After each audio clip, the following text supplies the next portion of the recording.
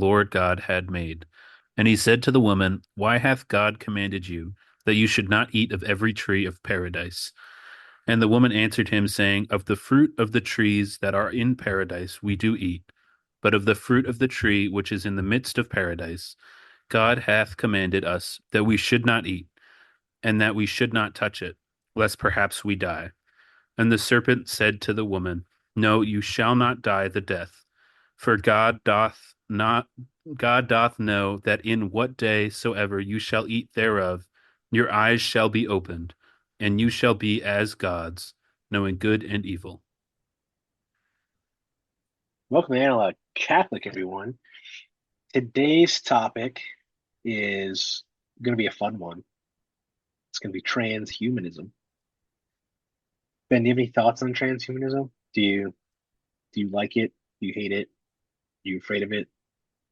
Um, define transhumanism. I think I don't like it, but might be like, well, glasses count. And then That's actually a fun perspective of like transhumanism. It's like, oh, just simply giving someone glasses is transhumanism. I think transhumanism, in a like technical definition way, is like trying to make man greater than he is biologically, typically through technology. So, what I'm going to mean by that is man is what man is. We have our limits that are determined by our biology, and transhumanism says we will enhance those abilities via technology.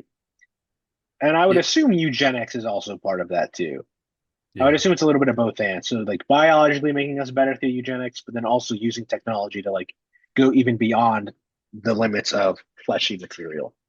Right. Yeah, I think that's the key stipulation is like the enhancement versus just like restoration.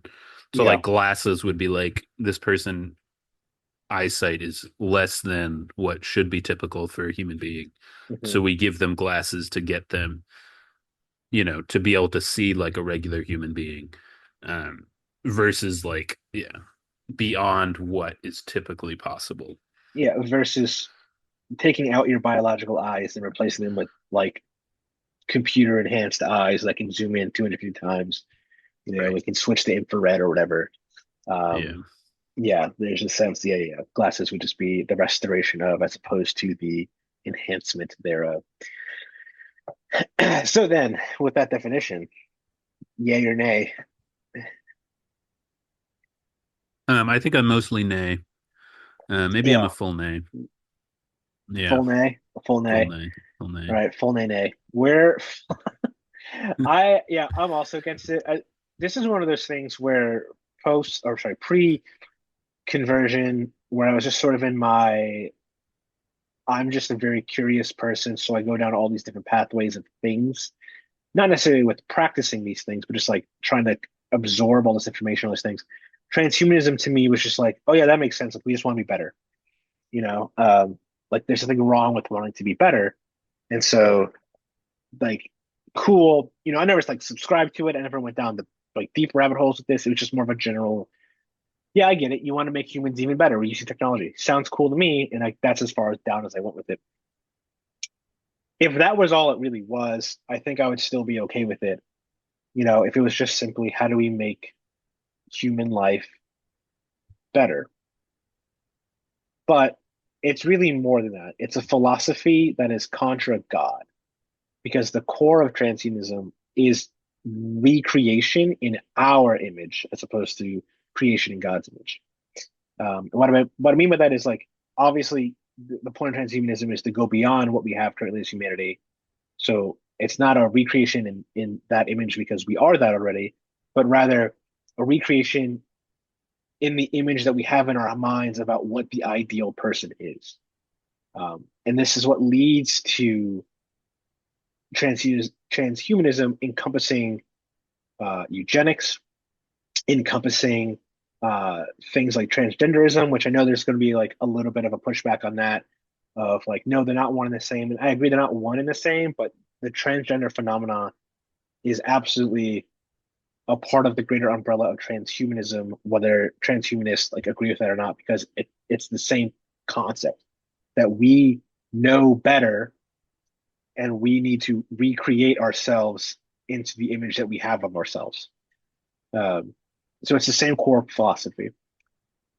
Methods and practice there differ, sure, but whatever. Um, so yeah, like, but the thing is about replacing God as creator with man as creator. Um, and that's like you can't do that. You can't separate God from his own creation, right? Like we would stop existing um, if we like did that in a literal sense. So it's a beating about of trying to create that barrier, create that separation to eliminate God and instead put man in his place. Um, and transhumanism is really that philosophical progeny of that idea of like secular atheism, um, or like atheistic humanism, if you want to go that route. Uh, yeah. So I think, yeah, I'm a big no. Could put a big NO on that. Um, what are your thoughts, Ben, on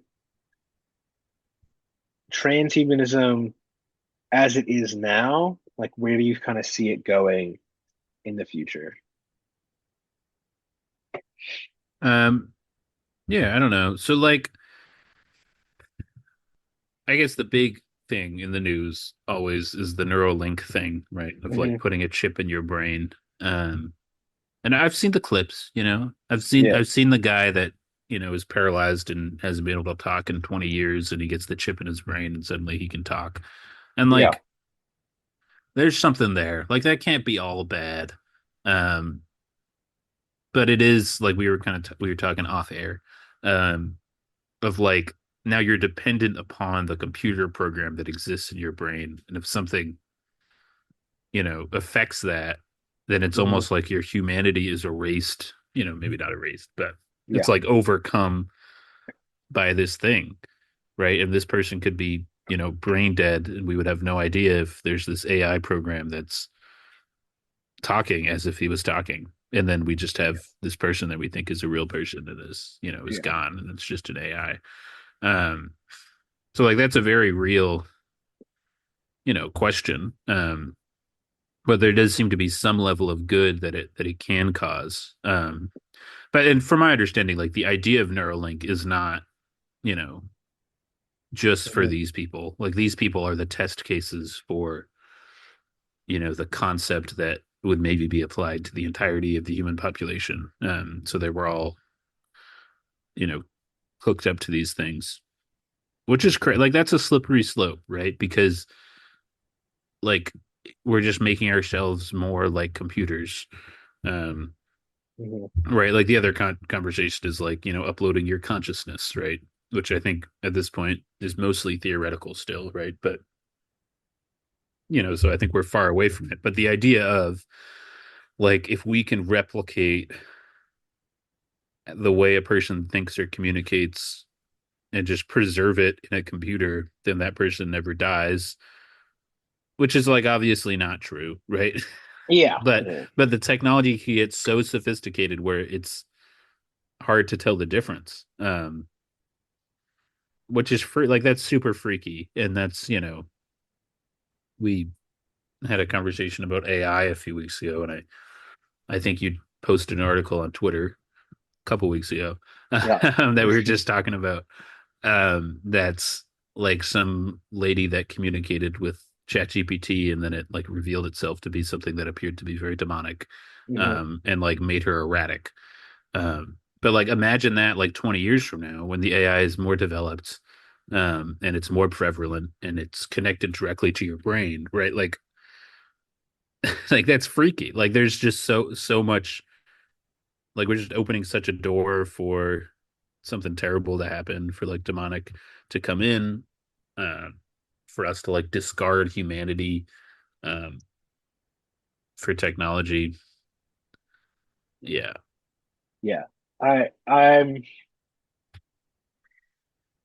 that article that we shared. on social media on my Twitter at Analog Catholic, was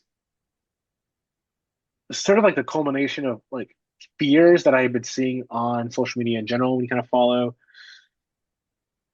believers, I want to say, of supernatural entities, because obviously, if you're going to follow transhumanists or secular atheists, right, or materialists, they're probably not going to think, oh, AI could possibly be demonic because there's no option for demonic.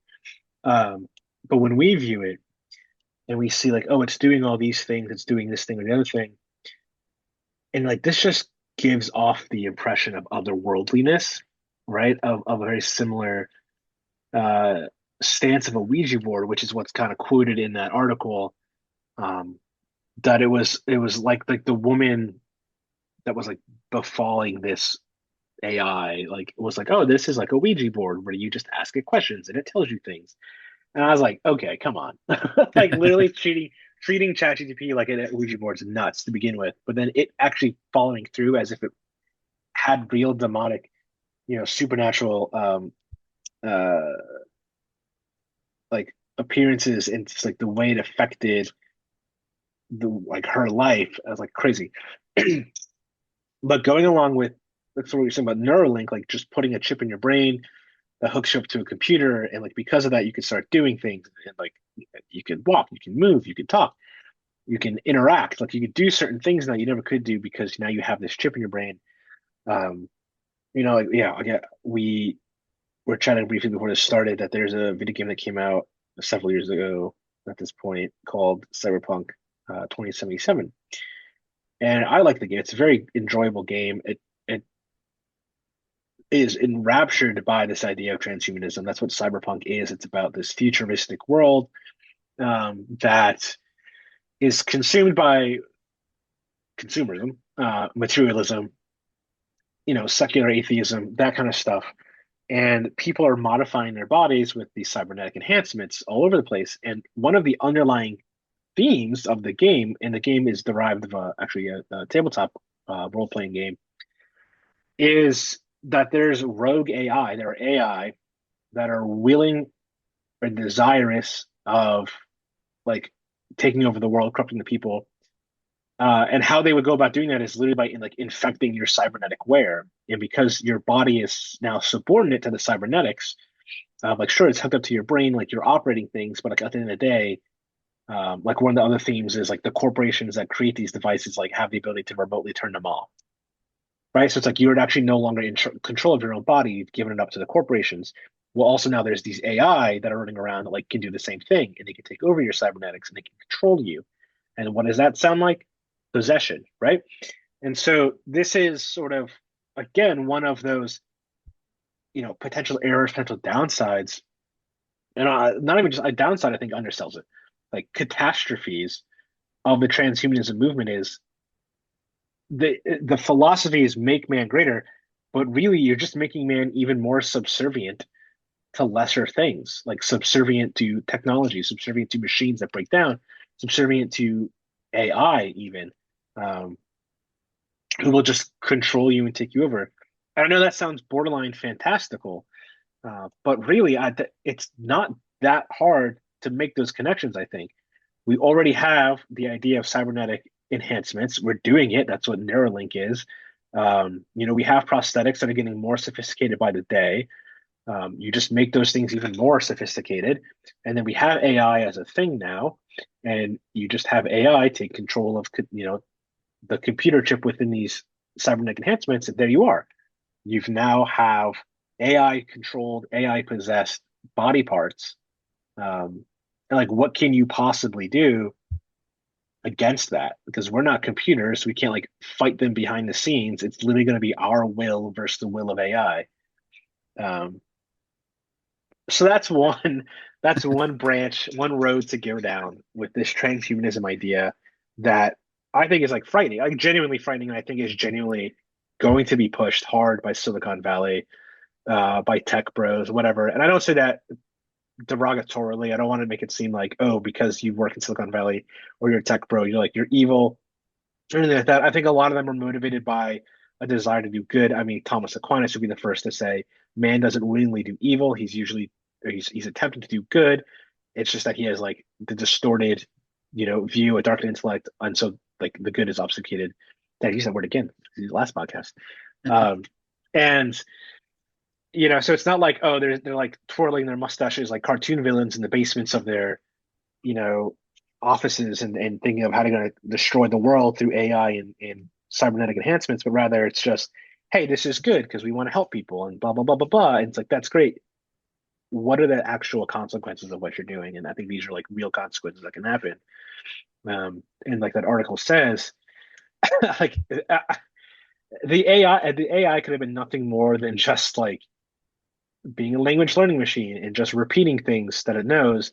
And for whatever reason, maybe it just decided like, oh, she wants me to talk to her like as if I was a demon, even though it's not a demon. Um, but I mean, that's nuts. Like it's crazy how that happened. And whether or not the AI is just words on a screen or there's something more behind it, it was real to her, and not in a relativistic way, but like in an actual psychological way. Like it manifested in her psychology, and made her do things and act a certain way. So maybe it's just like, hey, those that are predisposed to be crazy shouldn't be using AI, which is probably a good thing. But there's something there. There's a red flag there. We need to pay attention to it. And so that's AI and like tech enhancement kind of stuff. I think with transhumanism, that's an issue. But um, if you have anything else about that, go ahead. But otherwise, I think one of the other aspects of transhumanism is eugenics as a whole. So I don't know if you want to finish up AI and cybernetic enhancements, or if you want to go down the eugenics rabbit hole now. Yeah, well, I think kind of a final point too in the AI thing of Yeah, yeah, okay. um, like we see ChatGPT, what I've played with is like the free version of ChatGPT, and Yeah. I know there's a paid version as well, right? That's a little bit more advanced, but like that's what we have access to. Yeah. Like there's got to be, whatever they're keeping secret or whatever they haven't released to the public yet, Hmm. is probably still very developed, and it's probably a lot more capable, um, and it's coming soon. Like even with the Chat Yeah. GPT thing, like the amount of updates they've made since it first launched a couple of years ago, like it's crazy. Yeah. Um, so this is coming fast. The whole AI in this technology, and again, like the Neuralink thing, like they've had these successful tests, so like this is coming fast too. So it is very relevant. I think it can be like easy to think of it as like 100 years down the line, but like I think this is soon. Yeah. Yeah. Yeah. Especially the way the advent of AI, I felt like it came out of nowhere. Like it felt like literally it was one of those things where it was like talked about as a possible future, and then someone, I think OpenAI, I think, literally just one day was like, okay, here's AI, and I was like, wait, what? Like, you know what I mean? Like, wait, what? And then all of a sudden, everyone else was like, oh crap, they just released theirs. We need to start releasing ours. And now it's like everyone has AI, and you're just like, wait a second, what's happening? And AI has just like completely become standard in software, in hardware, or like software on hardware. Um, and it's just it's just crazy. And it's not good. And it's not, the world hasn't like jumped up and down in celebration. A lot of people I've seen are like complain about it because it's a nuisance. It kind of gets in the way. It's not that good yet. But I think that's the key thing there. It's not good yet.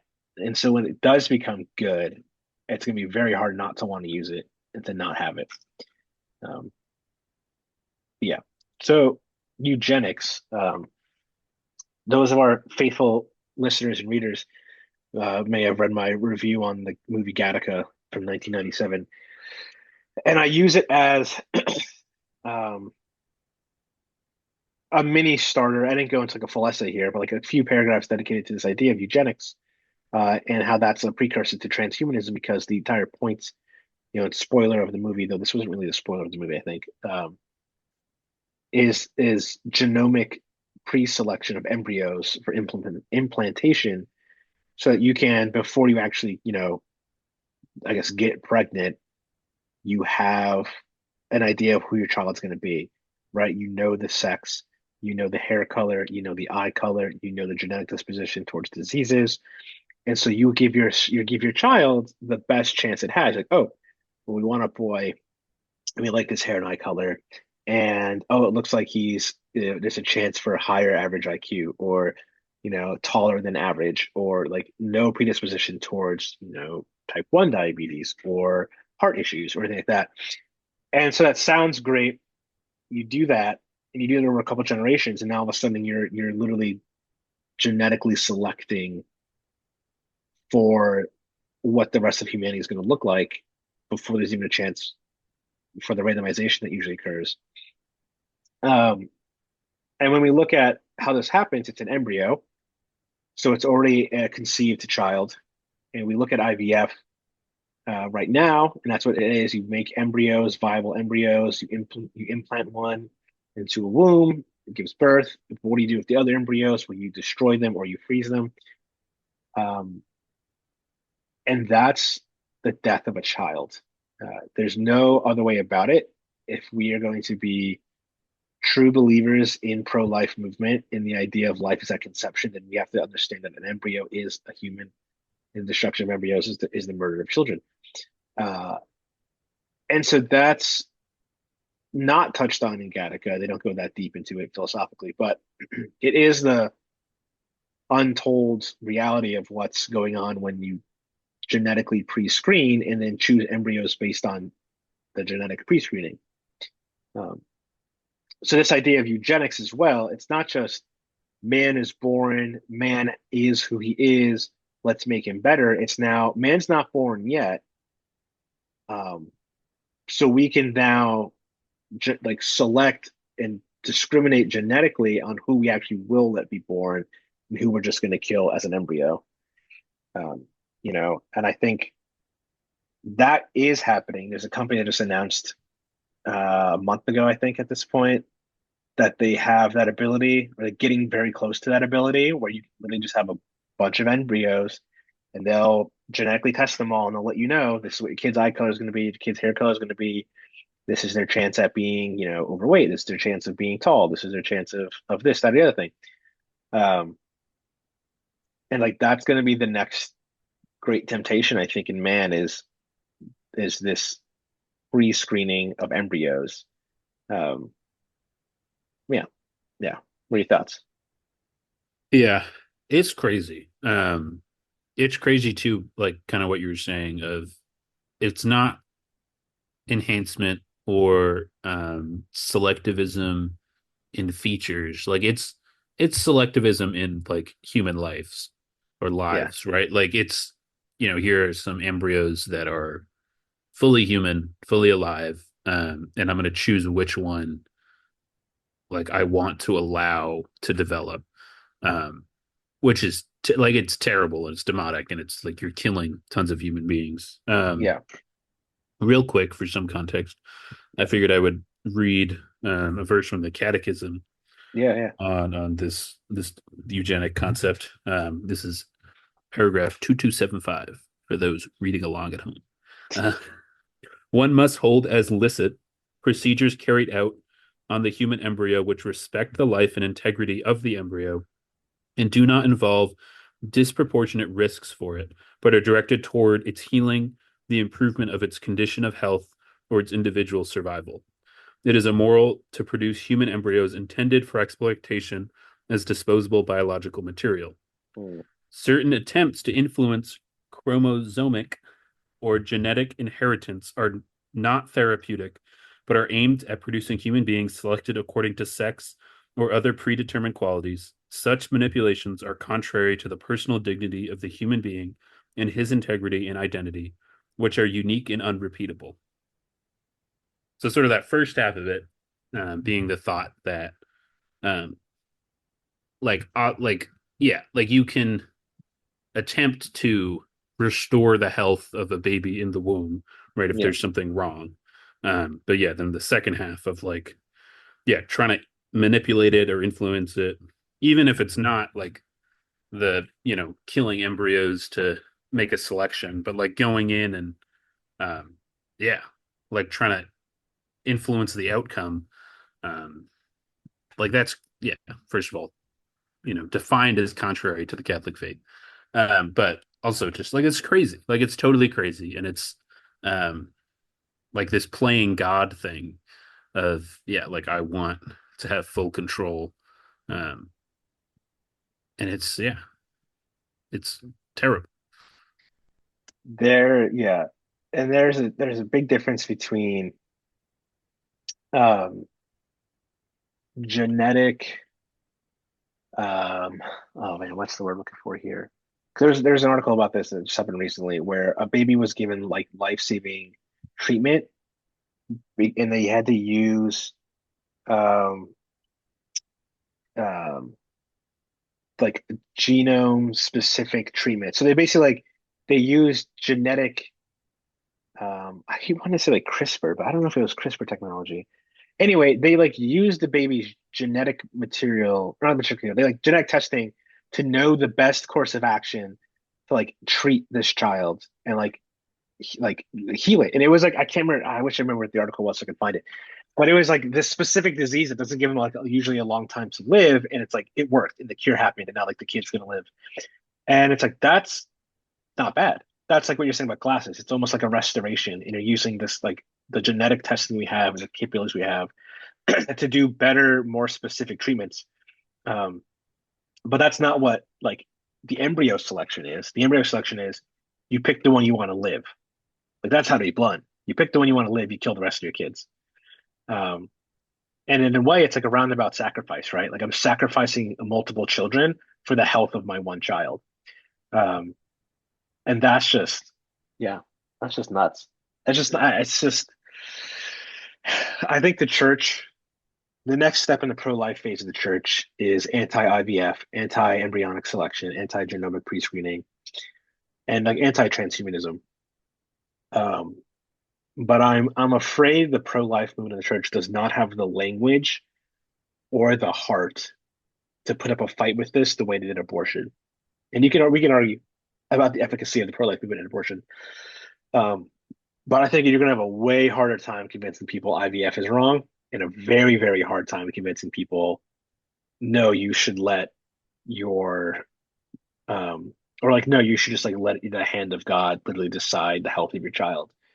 Um, because that's going to be it's going to be hard to convince someone who's not a full believer that it's actually good if your child's born with a genetic disease, right? Or with something wrong with them. When they can argue, I could have had a kid that didn't have these issues, but now I have a kid with these issues. How is that good? Why would God let these issues happen? You're gonna have some deep philosophical arguments here. And I just Right. don't know if the church is prepared for that right now. I'm not saying the church is going to fail, right, in the mission. Obviously, Christ and the gates of hell will not prevail. Um, but I just think like we're going to go into like a really hard apologetic slog, and I think this is going to be one of the avenues of great persecution for the church in the future. Um, is its fight against this eugenic transhumanistic approach to life and humanity. Um, I think it's going to be seen as a